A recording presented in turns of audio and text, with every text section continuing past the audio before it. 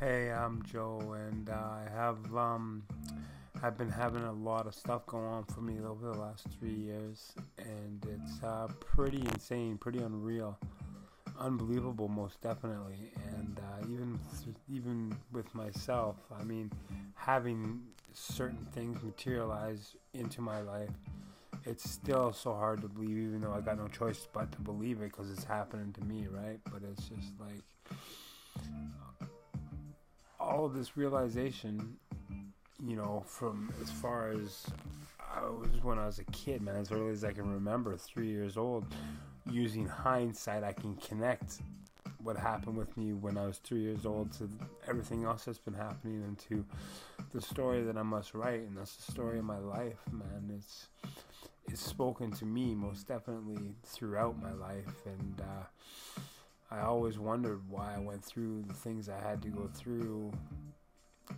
As far as, like, I know I'm not crying by any means, but I mean, I always thought if things could be different, it would be a lot better and whatever. But I am who I am because of the things.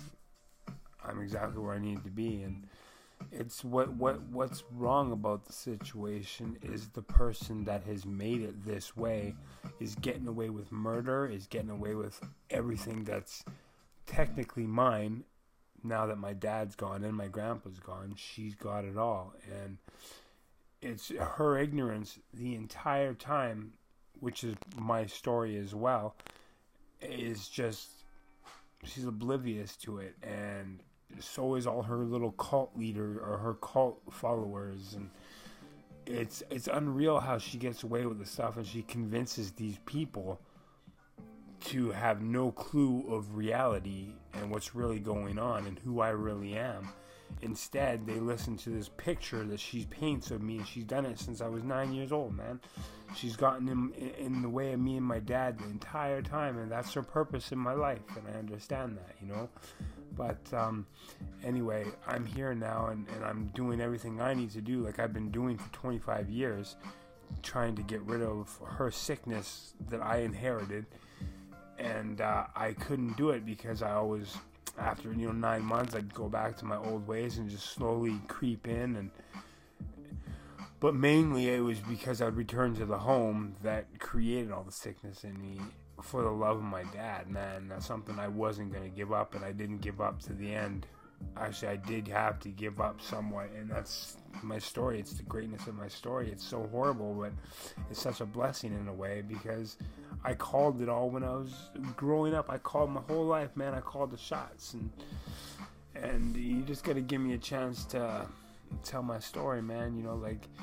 I'm 25 years. I was trying to find myself and a relationship, the truth behind the relationship I had with God, which was unreal, my entire life. And anyway, so I was also trying to correct my life, first off by just quitting drugs and going to drug rehabilitation. It's all that was available for someone like myself, and I did good, and I did bad, and it always came to the same ending, right? The same conclusion every time, and that's no matter how long clean time and how well I did, it was always my upbringing that kept manifesting.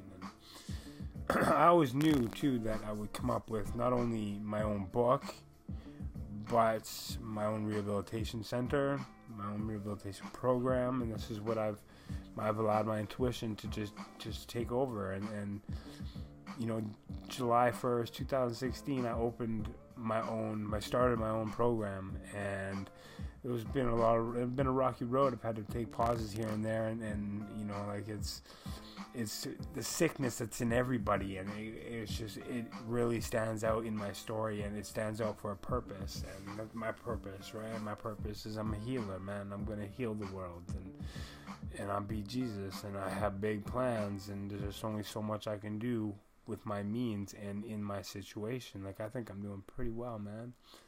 You know what I mean? I'm holding it down is all I can say right now, and it's a far cry from where I want it to be, but it's also a far cry from where it was. And I'm just so thankful, man. My prayers that have been materialized into my life are unbelievable, and I have proof that it is what it is, and I got proof all over it, you know what I mean? And this is my lottery, man. I need this lottery, and Robin Williams is behind me, man. I got everybody behind me, man. But like Robin Williams is significant in my story with you, Ellen, and before you, Ellen, there's Oprah, and I mean, I got Steven Spielberg crying for me on this movie, man. You know, like, this is my life, man. I've known it since I was 6, and throughout my life, and growing up with the music in me, and television, and the ways, and I can't even explain it, man. But you know, I'm in university, and I'm doing my thing. I'm getting better and doing what I'm doing. I'm be Jesus, die backward, right? And I got my cat Pookie B, and you know, this is university, man. This is where I'm holding it down, doing what I gotta do, correct my upbringing, grow up with the proper love that's available to everybody, and you know, have fun at the same time, get to know myself, and use real magic, man. Real magic Wayne Dyer talks about, and the principles Louise Hay talks about. And you know, like, I was trying to get a hold of her. I've been talking to Tara Robinson.